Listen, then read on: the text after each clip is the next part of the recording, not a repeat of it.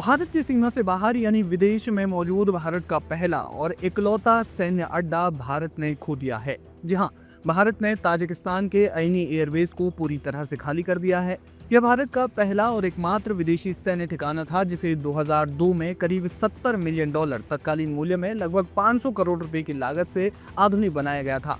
2022 में ही भारतीय सेना कर्मियों और उपकरणों की पूरी वापसी हो चुकी थी, लेकिन अब सुविधा को औपचारिक रूप से ताजिकिस्तान सरकार को सौंप दिया गया है। कितना महत्वपूर्ण था Ayni airbase? Ayni airbase Tajikistan की राजधानी दुशांबे से मात्र 15 किलोमीटर की दूरी पर स्थित है। सोवियत काल का यह पुराना हवाई अड्डा 1990 के दशक के अंत में भारत के लिए रणनीतिक महत्व का केंद्र बन गया था। उस समय अफगानिस्तान में तालिबान शासन के खिलाफ नॉर्दर्न अलायंस को समर्थन देने की आवश्यकता थी। 2002 में भारत ने रनवे को मजबूत किया, ईंधन भंडारण सुविधा, air traffic control tower, hanger और रखरखाव यूनिट वहां पर स्थापित किया। भारतीय वायुसेना के Mi-17 हेलीकॉप्टर और 50 से 100 कर्मी यहां पर तैनात रहते थे। हालांकि कभी स्थायी फाइटर जेट स्क्वाड्रन नहीं थी, लेकिन अस्थायी तैनाती की क्षमता मौजूद थी। खास बात यह है कि ऐनी बेस रणनीतिक रूप से भारत के लिए बेहद जरूरी था। ये पाकिस्तान की किसी भी स्ट्रेटेजिक लोकेशन से नजदीक था। 2002 में तालिबान शासन के दौरान भारतीय नागरिकों की निकासी और 2021 में तालिबान की वापसी के समय मानवीय सहायता में इसका उपयोग भी हुआ। अब सवाल ये है कि जब ऐनी बेस भारत के लिए इतना महत्वपूर्ण था, तो भारत को ऐनी बेस क्यों खाली करना पड़ा? दरअसल साल 2022 में ही ताजिकिस्तान की सरकार ने भारत के साथ ऐनी एयरबेस के संबंध में द्विपक्षीय समझौते या लीज की अवधि को आगे बढ़ाने से इनकार कर दिया। भारत ने 2022 में वहां से अपने कर्मियों और सैन्य उपकरणों को वापस बुलाना शुरू कर दिया था। विदेश मंत्रालय ने भी पुष्टि की कि समझौते के समापन के बाद ये सुविधा ताजिकिस्तान सरकार को सौंप दी गई है। कई मीडिया रिपोर्ट्स में बताया गया है कि ताजिकिस्तान पर उसके सहयोगी देशों जैसे रूस और चीन का रणनीतिक दबाव था। चीन मध्य एशिया में किसी गैर क्षेत्रीय सैन्य कर्मियों की मौजूदगी यानी नॉन रीजनल मिलिट्री प्रेजेंस का विरोध करता है, जबकि रूस, जिसका ताजिकिस्तान में पहले से ही एक बड़ा सैन्य अड्डा है, वो नहीं चाहता था कि कोई अन्य देश वहां अपनी सैन्य उपस्थिति बढ़ाए।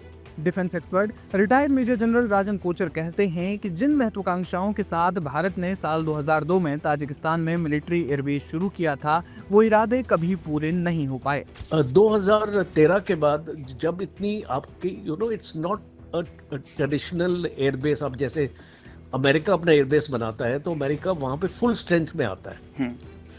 अब हमारी तो स्ट्रेंथ लिमिटेड ही थी वहां पे जी। और कोई इतनी 2014 से 2022 तक कोई इतनी ऑपरेशनल इसको एक्टिविटी हम कर नहीं पाए वहां से। ट्रेनिंग एंड मेंटेनेंस साइट की तरह ही हमने उसको इस्तेमाल किया, जो उसके लास्ट 8-2 साल थे। ये उसमें हमने ऑपरेशनली ऐसे कुछ गेन नहीं किया। नॉर्दर्न अलायंस भी खत्म हो चुकी थी और तालिबान भी अभी पावर में आ चुकी थी। सो ऑल दीज 2021 में तालिबान भी पावर में आ गई, तो ये इस बेस का रेलेवेंस और भी कम हो गया।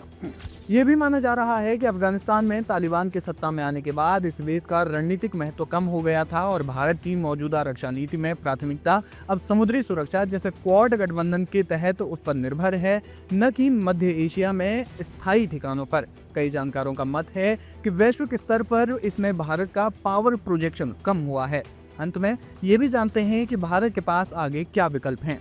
वैकल्पिक रणनीति के तौर पर भारत ईरान से रिश्ते मजबूत करने पर ध्यान दे सकता है, जो मध्य एशिया का मुख्य गेटवे है। साल 2024 में भारत ने चाबहार पोर्ट को लेकर 10 साल का अनुबंध यानी कॉन्ट्रैक्ट बढ़ाया है। Defence expert major general Rajan Kochar कहते हैं कि भारत के अफगानिस्तान की तालिबान सरकार के साथ संबंध मजबूत हो रहे हैं। भारत की योजना है कि अफगानिस्तान के साथ संबंध और भी ज्यादा बढ़ाए जाए।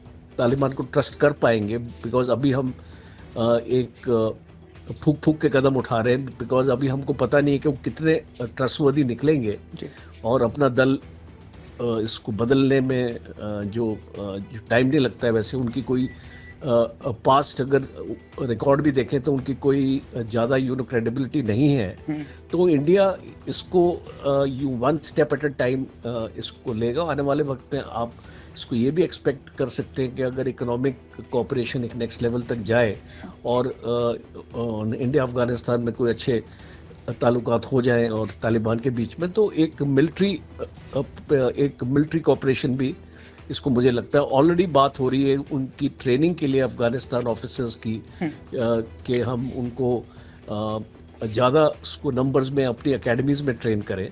तो वैसे तो वो अभी आते हैं और हमारी एकेडमीज़ में ट्रेन करते हैं, बट हम इनके नंबर्स बढ़ाना चाहते हैं। तो इसको आने वाले वक्त में हमको ऐसा लगता है कि एक बगराम एयरबेस एक ऐसी चीज़ है, वहाँ पे आने वाले वक्त में इंडिया का प्रेजेंस अगर जो मौजूद हो जाए कुछ हद तक, अफगानिस्तान के कंट्रोल में रहे वो बगराम एयरबेस, बट वहाँ पे इंडिया के एसेट्स भी पोजीशन हो सकते हैं, तो वो पाकिस्तान को थ्रेटन कर पाएंगे वहाँ से। इसके अलावा उज्बेकिस्तान के साथ रक्षा साझेदारी बढ़ रही है। भारत और उज्बेकिस्तान के बीच संयुक्त सैन्य अभ्यास भी बढ़े हैं। माना जा रहा है कि 2026 में दोनों देशों के बीच एयर ट्रांजिट एग्रीमेंट हो सकता है। वहीं मॉरिशस में अगालीगा एयरफील्ड में P-8I पोसेडाइन, जो कि एक समुद्री गश्ती और टोही विमान है, उसे तैनात करने की योजना है।